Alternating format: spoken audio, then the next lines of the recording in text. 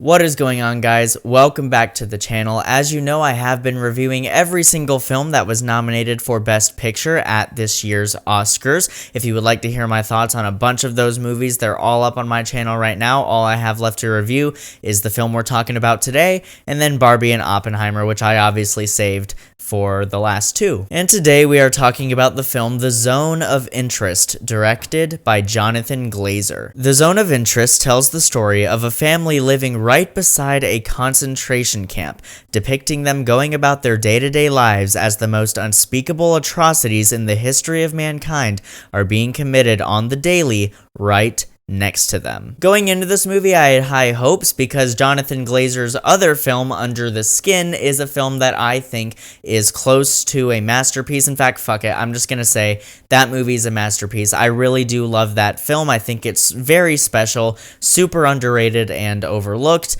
And other than that, not really many expectations aside from the fact that I obviously expected this movie to be quite disturbing. Typically with my movie reviews, I start off with the negatives first, as I usually prefer to end on a positive note when it comes to film and filmmaking, but case with this movie is I don't have any negatives with it, so let's talk about it. One of the things about this movie that I think is one of the most effective aspects of it is the fact that the approach to the story is intentionally made to keep you at an arm's length from pretty much every aspect of it. There are no close-ups in the film. It intentionally prevents you from getting emotionally attached to any of these characters, and the color palette is also kept intentionally muted throughout the entire film. And surprisingly enough, despite those choices, the cinematography in this film is absolutely incredible. And honestly, I think those choices, ironically enough, actually serve that aspect of the movie quite well. Nothing about this movie feels polished or Hollywoodized at all. It feels like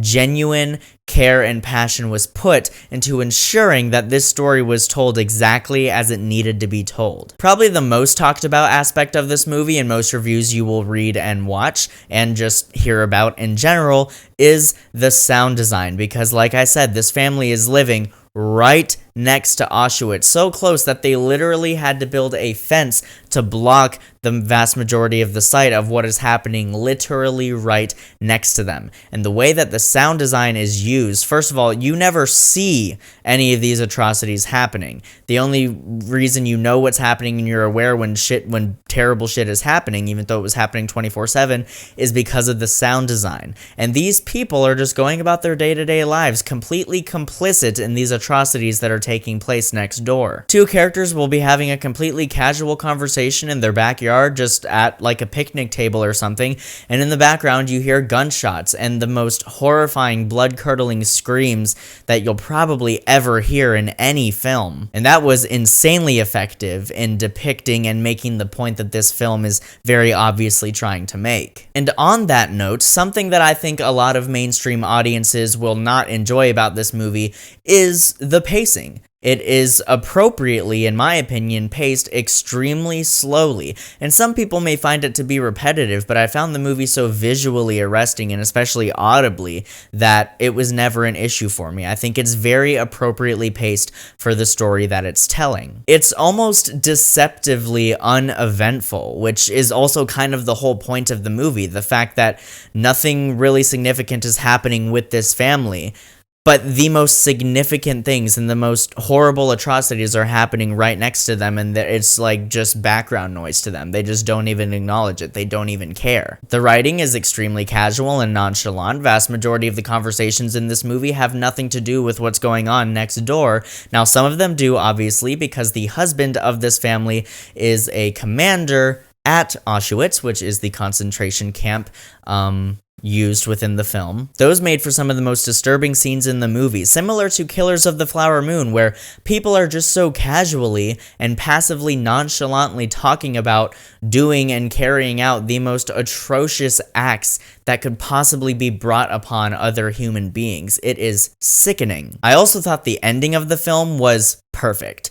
It was so gut-wrenching, so perfect, and I also loved the way the music is used in the film. This is one of the best scores for an original film that I've heard in years, which is interesting because there actually isn't that much of a score within the film. The points at which it is used are extremely few and far between, and that still might be underselling it, but that just makes the scenes in which it is used all the more impactful. The message of the film, I think this kind of speaks for itself. It is extremely powerful, very impactful and meaningful, heart-wrenching, and extremely relevant. And on that note, we have to acknowledge the elephant in the room. I am getting so nervous right now, I'm not even about to say the most crazy shit ever, but the internet is a terrible place sometimes, and I'm just scared to say anything, but it's almost unavoidable with this movie. Obviously, it's not entirely unavoidable. I choose what I say in every single video, but it would feel disingenuous to me if I didn't bring this up. What I'm going to say is that I think the message of the film, as I already talked about, is extremely powerful and extremely relevant and important right now of all times. And it's no surprise to me that this movie came out as recently as it did in this current world environment that we are living in with various different things going on. It has a lot to do with being completely complicit, silent, and unacknowledging, I don't know if that's a word, of the most horrible atrocities that could be bestowed upon mankind that are happening right in front of your face and you just turn a blind eye. That's the message that this film is trying to spread, in my opinion. That's what I took away from it, showing how truly egregious and horrible that is, and how it only adds to the suffering of the people who are experiencing those atrocities firsthand. I think that it's an extremely relevant message, and what I will say is I would hope that prior to watching this film or after watching this film, people would just sit back, remove themselves from all the hatred on the internet and just the absolute firestorm that's happening online right now in regards to certain things. I just hope people would remove themselves from that, take a seat back, snap back to reality for a little bit, do some research, educate themselves, and hopefully that will lead to progress and enlightenment in certain ways when it comes to a lot of issues. All I'll say is you can learn a lot from history, and making sure that you're well-read and educated on the history of the world is extremely important. I find that to be such a vital aspect of growing up and understanding the world around us and how things work, and I think it would be extremely beneficial for a lot of people right now to do that. So guys, in conclusion, The Zone of Interest is a deeply unsettling, impactful, and important film that I think everyone should see when they feel that they are ready. Guys, you probably noticed that this video is much more low-key. There's no background music with this one. I am not wearing an outfit with like any colors that pop whatsoever.